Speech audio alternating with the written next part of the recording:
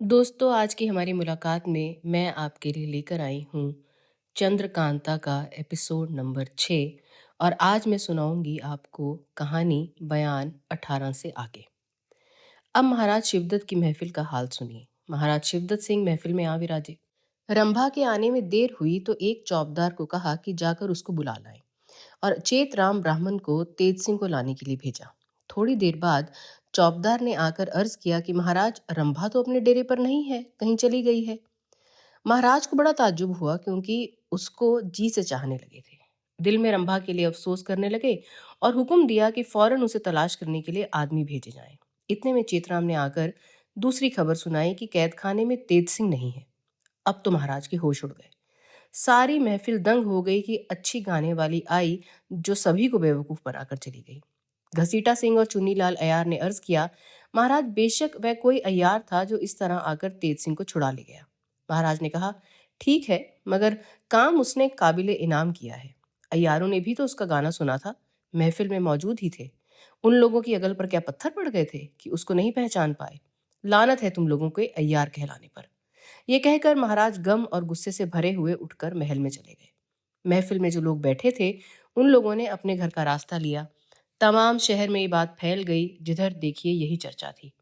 दूसरे दिन जब गुस्से में भरे हुए महाराज दरबार में आए तो एक चौबदार ने अर्ज किया, महाराज, वह जो गाने वाली आई थी असल में वह औरत ही थी। वह चेतराम मिश्र की सूरत बनाकर तेज सिंह को छुड़ा कर ले गई। मैंने अभी उन दोनों को उस सलई वाले जंगल में देखा है। ये सुन महाराज को और भी ताज्जुब हुआ। हुक्म दिया कि बहुत से आदमी जाएं और उनको पकड़ लाएं, पर चौबदार ने अर्ज किया, महाराज, इस तरह में गिरफ्तार नहीं होंगे, भाग जाएंगे। हाँ, घसीटा सिंह और चुन्नीलाल मेरे साथ चलें तो मैं दूर से इन लोगों को दिखा दूं ये लोग कोई चालाकी करके उन्हें पकड़ लें। महाराज ने इस तरकीब को पसंद करके दोनों अय्यारों को चौबदार के साथ जाने का हुक्म दिया। चौबदार ने उन दोनों को लिए हुए उस जगह पर पहुंचा दिया जिस जगह उसने तेज सिंह का निशान देखा था, पर देखा कि वहां कोई नहीं है। तब घसीटा सिंह ने पूछा, अब किधर देखें? उसने कहा, क्या यह जरूरी है कि वे तब से अभी तक इसी पेड़ के नीचे बैठे रहें? इधर उधर देखिए, यहीं कहीं होंगे वो दोनों। ये सुनकर घसीटा सिंह ने कहा, अच्छा चलो तुम आगे चलो और दिखाओ। वे लोग इधर उधर ढूंढने लगे। इसी समय एक अहिरन सिर पर खचिए में दूध लिए आती नजर पड़ी। चौबदार ने उसको अपने पास बुलाकर पूछा, तूने इस जगह कहीं एक औरत और एक मर्द को देखा है क्या? उसने कहा, हाँ हाँ, इस जंगल में मेरा अडार है, बहुत सी गाय भैंसें मेरी वहीं रहती हैं। अभी मैंने उन दोनों के पास 2 पैसे का दूध बेचा है और बाकी दूध लेकर शहर बेचने जा रही हूँ। ये सुनकर चौबदार बतौर इनाम के 4 पैसे निकालकर उसको देने लगा, मगर उसने इनकार कर दिया और कहा, मैं तो सेंध के पैसे नहीं लेती। हाँ, 4 पैसे का दूध आप लोग अगर पी ले तो मैं शहर जाने से बचूं और आपका एहसान मानूं। चौबदार ने कहा, क्या हर्ज है, तू दूध ही दे दे।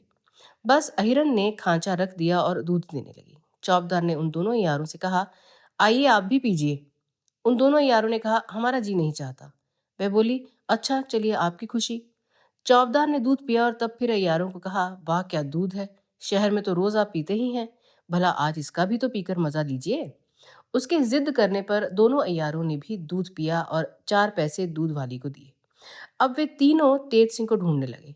थोड़ी दूर जाकर चौबदार ने कहा, न जाने क्यों मेरा सर घूम रहा है। घसीटा सिंह बोले, मेरी भी वही दशा है। चुन्नीलाल तो कुछ कहना ही चाहते थे तो गिर पड़े। इसके बाद चौबदार और घसीटा सिंह भी जमीन पर लेट गए। दूध बेचने वाली बहुत दूर नहीं गई थी। उन तीनों को गिरते देख दौड़ती हुई पास आई और लखलखा सुंघा कर चौबदार को होशियार किया। वह चौबदार तेज सिंह थे। जब होश में आए अपनी असली सूरत बना ली। इसके बाद दोनों की मुश्कें बांध गठरी कस कर एक चपला को और दूसरे को तेज सिंह ने पीठ पर लादा और नौगढ़ का रास्ता लिया। बयान 19। तेज सिंह को छुड़ाने के लिए जब चपला चुनारगढ़ गई तब चंपा ने जी में सोचा कि अय्यार तो बहुत से आए हैं और मैं अकेली हूँ। ऐसा न हो कि कभी कोई आफत आ जाए। ऐसी तरकीब करनी चाहिए जिसमें अय्यारों का डर न रहे और रात को भी आराम से सोने में आए। ये सोचकर उसने अपना एक मसाला बनाया। जब रात को सब लोग सो गए और चंद्रकांता भी पलंग पर जा लेटी तब चंपा ने उस मसाले को पानी में घोलकर जिस कमरे में चंद्रकांता सोती थी उसके दरवाजे पर 2 गज इधर उधर लेप कर दिया और निश्चिंत हो राजकुमारी के पलंग पर जा लेटी। इस मसाले में यह गुण था कि जिस जमीन पर उसका लेप किया जाए वह सूख जाने पर अगर किसी का पैर उस जमीन पर पड़े तो जोर से पटाखे की आवाज आए, मगर देखने से ये न मालूम हो कि इस जमीन पर कुछ लेप किया गया है। रात भर चंपा आराम से सोई रही। कोई आदमी उस कमरे में अंदर नहीं आया। सुबह को चंपा ने पानी से वह मसाला धो डाला। दूसरे दिन उसने दूसरी चालाकी की। मिट्टी की एक खोपड़ी बनाई और उसको रंग रंगाकर ठीक चंद्रकांता की मूर्त बनाकर जिस पलंग पर कुमारी सोया करती थी, तकिए के सहारे वह खोपड़ी रख दी और धड़ की जगह कपड़ा रख कर हल्की चादर उस पर चढ़ा दी, मगर मुंह खुला रखा और खूब रोशनी कर उस चारपाई के चारों तरफ वही लेप कर दिया। कुमारी से कहा, आज आप दूसरे कमरे में आराम करें। चंद्रकांता समझ गई और दूसरे कमरे में जा लेटी।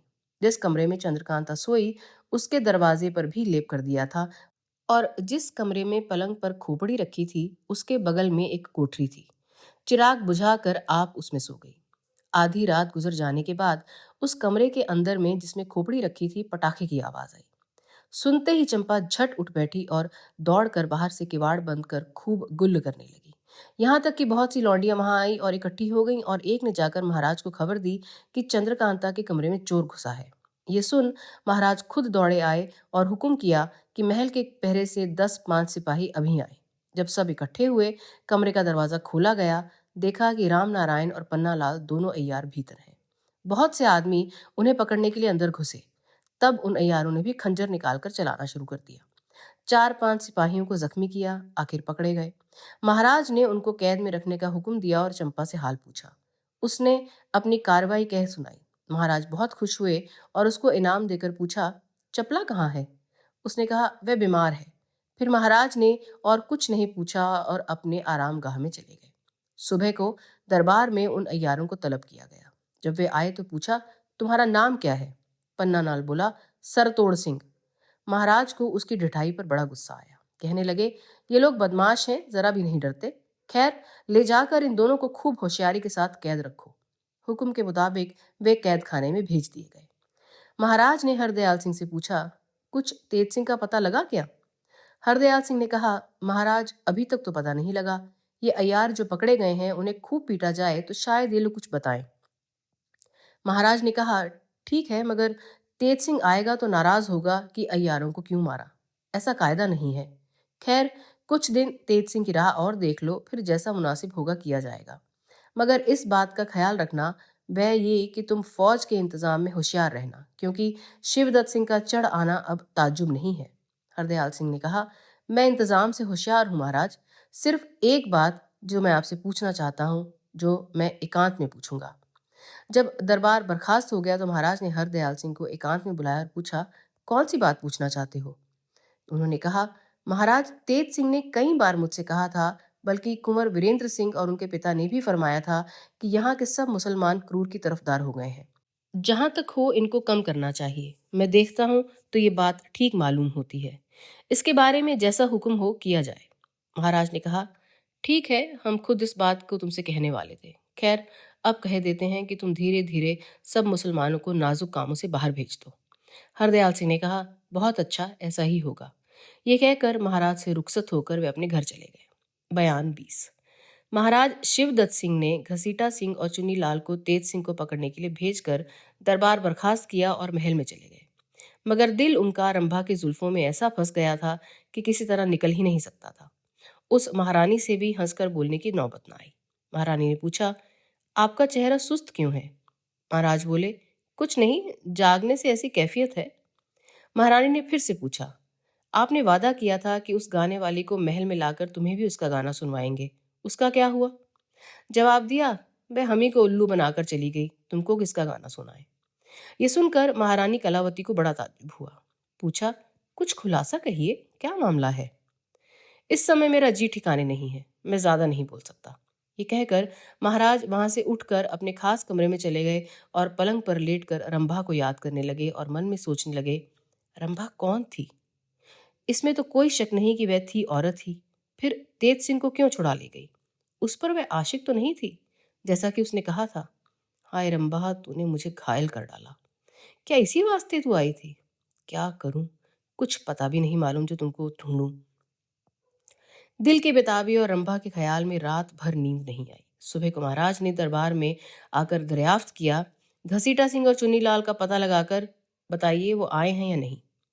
मालूम हुआ कि अभी तक वे लोग नहीं आए। ख्याल रंभा ही की तरफ था।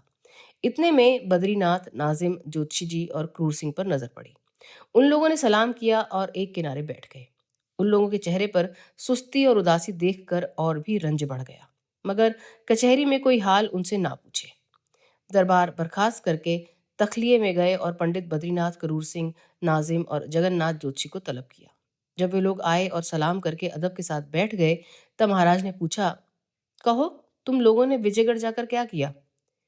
पंडित बद्रीनाथ ने कहा, हुजूर, काम तो यही हुआ कि भगवान दत्त को तेज सिंह ने गिरफ्तार कर लिया और पन्नालाल और राम नारायण को एक चंपा नामी औरत ने बड़ी चालाकी और होशियारी से पकड़ लिया।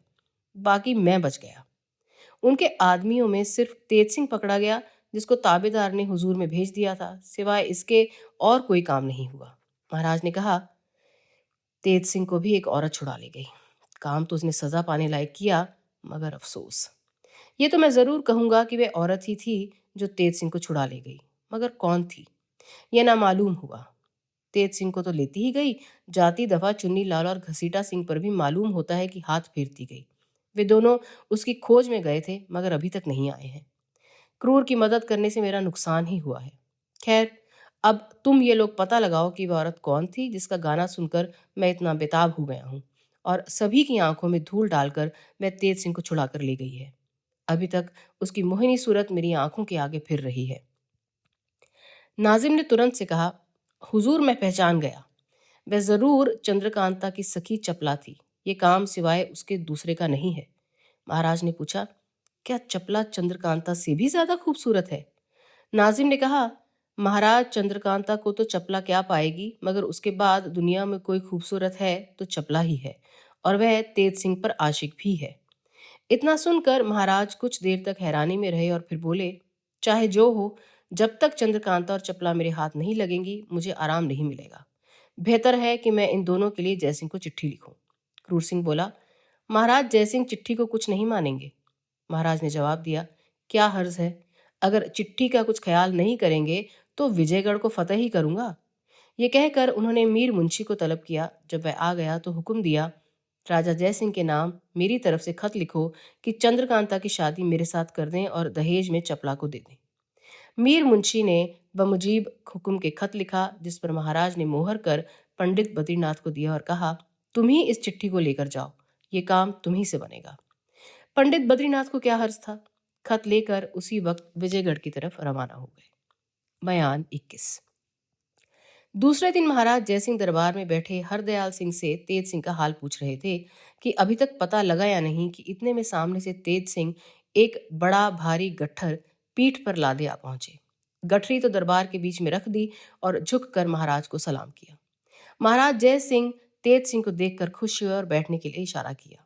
जब तेज सिंह बैठ गए तो महाराज ने पूछा, क्यों जी, इतने दिन कहाँ रहे और क्या लाए हो? तुम्हारे लिए हम लोगों को बड़ी भारी परेशानी रही। दीवान जीत सिंह भी बहुत घबराए होंगे, क्योंकि हमने वहां भी तलाश करवाया था। तेज सिंह ने अर्ज किया, महाराज, ताबेदार दुश्मन के हाथ में फंस गया था। अब हुजूर के एक बाल से छूट आया हूं, बल्कि आती दफा चुनारगढ़ के 2 अय्यारों को जो वहां से लेता आया हूं।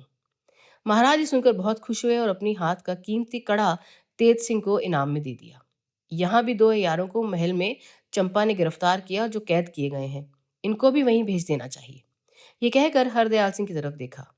उन्होंने प्यादों को गठरी खोलने का हुक्म दिया। प्यादों ने गठरी खोली। तेज सिंह ने उन दोनों को होशियार किया और प्यादों ने उनको ले जाकर उसी जेल में बंद कर दिया जिसमें राम नारायण और पन्नालाल थे। तेज सिंह ने महाराज से अर्ज किया, मेरे गिरफ्तार होने से नौगढ़ में सब कोई परेशान हुए होंगे। अगर इजाजत हो तो मैं जाकर सभी से मिल आऊं। महाराज ने कहा, हाँ जरूर, तुमको वहां जाना चाहिए। जाओ, मगर जल्दी वापस आ जाना। इसके बाद महाराज ने हरदयाल सिंह को हुक्म दिया, तुम मेरी तरफ से तोहफा लेकर तेज सिंह के साथ नौगढ़ जाओ। बहुत अच्छा, कहकर हरदयाल सिंह ने तोहफे का सामान तैयार किया और कुछ आदमी संग ले तेज सिंह के साथ नौगढ़ रवाना हुए। चपला जब महल में पहुंची, उसको देखते ही चंद्रकांता ने खुश होकर उसे गला लगा लिया और थोड़ी देर बाद हाल पूछने लगी। चपला ने अपना पूरा हाल खुलासा तौर पर बयान किया। थोड़ी देर तक चपला और चंद्रकांता में चुहल होती रही। कुमार ने चंपा की चालाकी का हाल बयान करके कहा कि तुम्हारे शागिर्दों ने भी 2 अय्यारों को गिरफ्तार किया है। ये सुनकर चपला बहुत खुश हुई और चंपा को, जो उसी जगह मौजूद थी, गले लगाकर बहुत शाबाशी दी। इधर तेज सिंह नौगढ़ गए थे। रास्ते में हरदयाल सिंह से बोले, अगर हम लोग सवेरे दरबार के समय पहुंचते तो अच्छा होता, क्योंकि इस समय वहां पर कोई नहीं होगा। सुबह के समय ही वहां सब होते हैं। इस बात को हरदयाल सिंह ने भी पसंद किया और रास्ते में ठहर गए।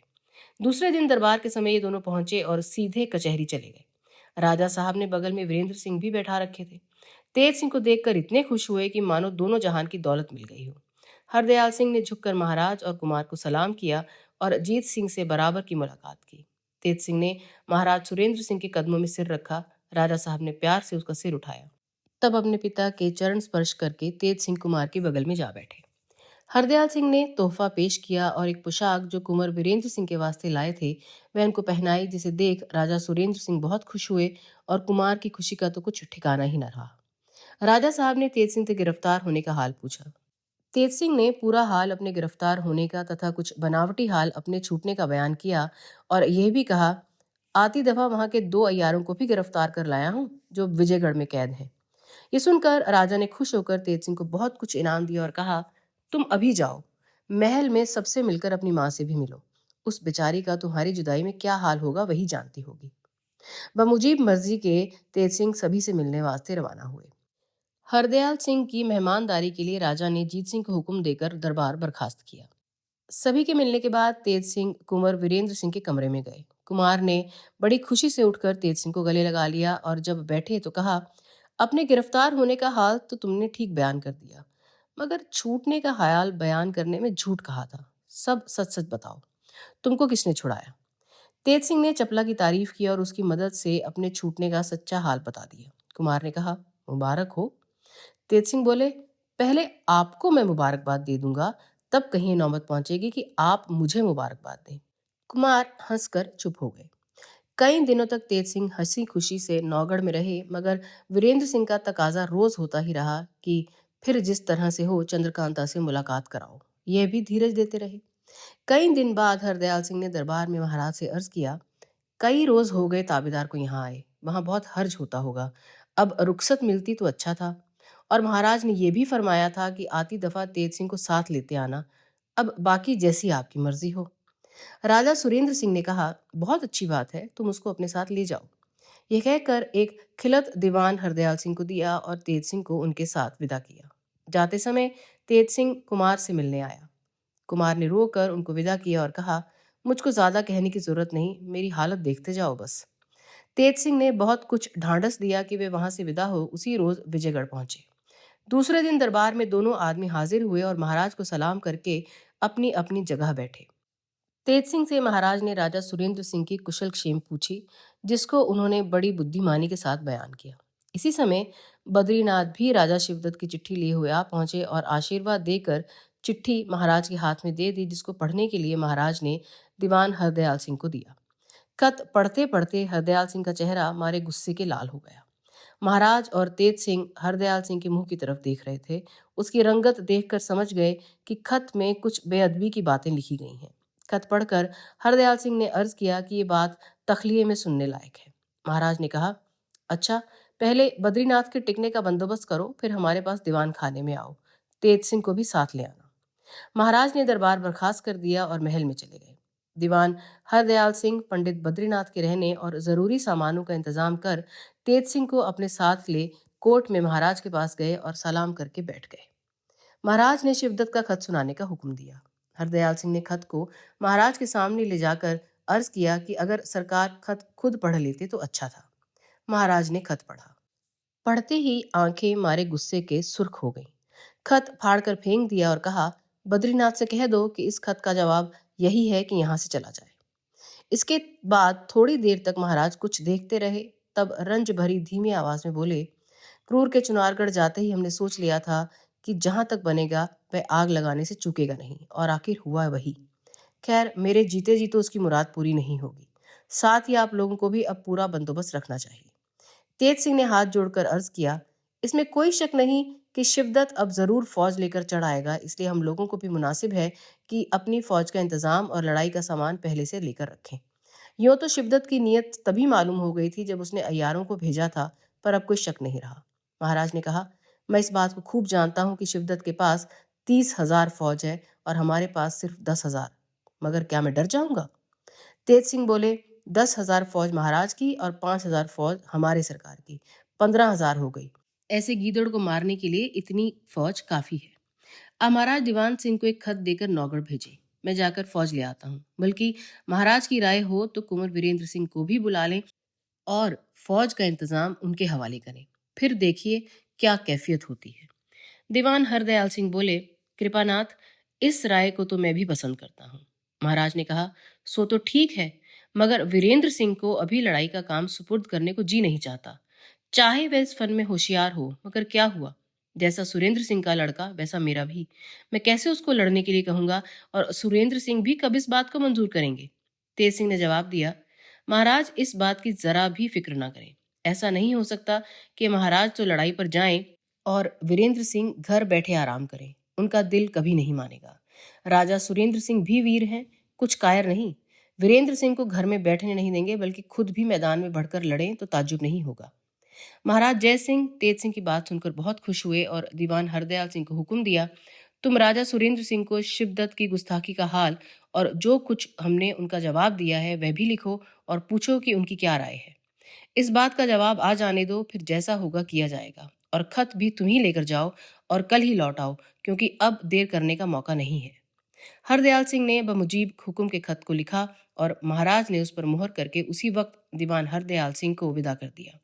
दीवान साहब महाराज से विदा होकर नौगढ़ की तरफ रवाना हुए। थोड़ा सा दिन बाकी था। जब वहां पहुंचे सीधे दीवान जीत सिंह के मकान पर चले गए। दीवान जीत सिंह खबर पाते ही बाहर आए, हरदयाल सिंह को लाकर अपने यहाँ उतारा और हालचाल पूछा। हरदयाल सिंह ने सब खुलासा हाल कहा।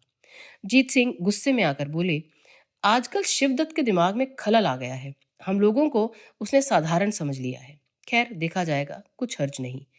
आप आज शाम को राजा साहब से मिले। शाम के वक्त हरदयाल सिंह ने जीत सिंह के साथ राजा सुरेंद्र सिंह की मुलाकात कराई। वहां कुंवर भी बैठे थे। राजा साहब ने बैठने का इशारा किया और हालचाल पूछा। उन्होंने महाराज जयसिंह का खत दे दिया। महाराज ने खुद उस चिट्ठी को पढ़ा। गुस्से के मारे कुछ बोल न सके और खत कुंवर वीरेंद्र सिंह के हाथ में दे दिया। कुमार ने भी उसको बखूबी पढ़ा। इनकी भी वही हालत हुई। क्रोध से आंखों के आगे अंधेरा छा गया। कुछ देर तक सोचते रहे। इसके बाद हाथ जोड़कर पिता से अर्ज किया, मुझे लड़ाई का बड़ा हौसला है, यही हम लोगों का धर्म भी है। फिर ऐसा मौका मिले या ना मिले, इसलिए अर्ज करता हूं कि मुझको हुक्म हो तो अपनी फौज लेकर जाऊं और विजयगढ़ पर चढ़ाई करने से पहले ही शिवदत्त को कैद कर ले आऊं। राजा सुरेंद्र सिंह ने कहा, उस तरफ जल्दी करने की कोई जरूरत नहीं है। तुम अभी विजयगढ़ जाओ। क्षत्रियों को लड़ाई से ज्यादा प्यारा बाप बेटा भाई भतीजा कोई नहीं होता। इसलिए तुम्हारी मोहब्बत छोड़कर हुक्म देता हूं कि अपनी कुल फौज लेकर महाराज जय सिंह को मदद पहुंचाओ और नाम कमाओ। फिर जीत सिंह की तरफ देखकर फौज में मुनादी करा दो कि रात भर में सब लैस हो जाएं। सुबह को कुमार के साथ जाना होगा। इसके बाद हरदयाल सिंह से कहा, आज आप रह जाएं और कल अपने साथ ही फौज तथा कुमार को लेकर तब जाएं। ये हुक्म देकर महाराज राजमहल में चले गए। जीत सिंह दीवान हरदयाल सिंह को साथ लेकर घर गए और कुमार अपने कमरे में जाकर लड़ाई का सामान तैयार करने लगे।